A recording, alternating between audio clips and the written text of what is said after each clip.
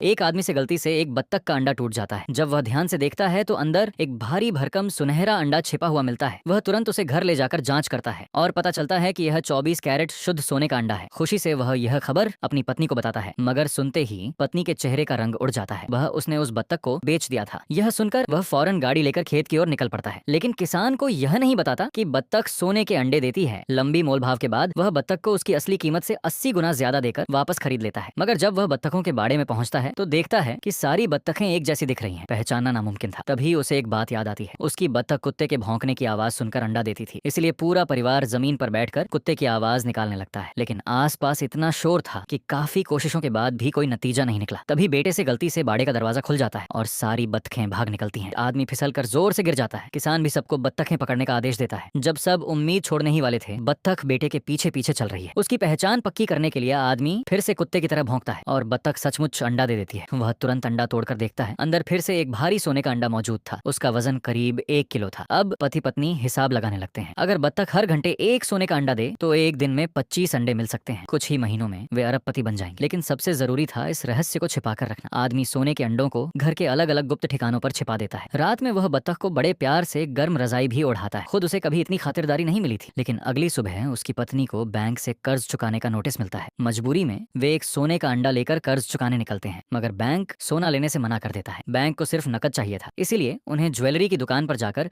सोना बेचकर पैसे लेने पड़ते हैं। यह जानकर आदमी बहुत नाराज होता है। उसे डर था कि अगर राज खुल गया तो पूरा परिवार मुश्किल में पड़ सकता है। लेकिन उसका दोस्त समझाता है कि कोई भी यह विश्वास नहीं करेगा कि कोई बत्तख सोने के अंडे देती है। सोने के अंडों की संख्या बढ़ने लगती है और जल्द ही सरकार का ध्यान इस ओर जाता है। एक गुप्त एजेंट को परिवार पर नजर रखने भेजा जाता है। खिड़की से झांक कर वह देखता है कि पूरा परिवार बत्तख के सामने कुत्ते की तरह भौंक रहा है। तभी उसे सारे रहस्य का अंदाजा हो जाता है। वह चालाकी से बेटे से दोस्ती करता है और उसे साइकिल देने का लालच देकर बत्तख को थोड़ी देर के लिए मांग लेता है। फिर खुद भी कुत्ते की तरह भौंकने लगता है और बत्तख तुरंत एक अंडा दे देती है। आदमी की पत्नी फुर्ती से अंडा छीन लेती है। एजेंट तुरंत जाकर सारी बात सरकार को बता देता है। इसके बाद अधिकारी सीधे उनके घर पहुंच जाते हैं। वे धमकी देते हैं कि बत्तख उन्हें सौंप दी जाए। कुछ ही समय बाद बत्तख को अदालत में पेश किया जाता है। एजेंट सबूत देने के लिए अदालत में ही कुत्ते की तरह भौंकता है, मगर बत्तख कोई प्रतिक्रिया नहीं देती। आखिरकार उसके मालिक के कहने पर वह एक अंडा देती है। लेकिन जब जज अंडा तोड़कर देखते हैं तो वह बिल्कुल साधारण अंडा निकलता है। इसीलिए अदालत बत्तख को निर्दोष घोषित कर देती है। दरअसल परिवार ने पहले से तैयारी कर रखी थी।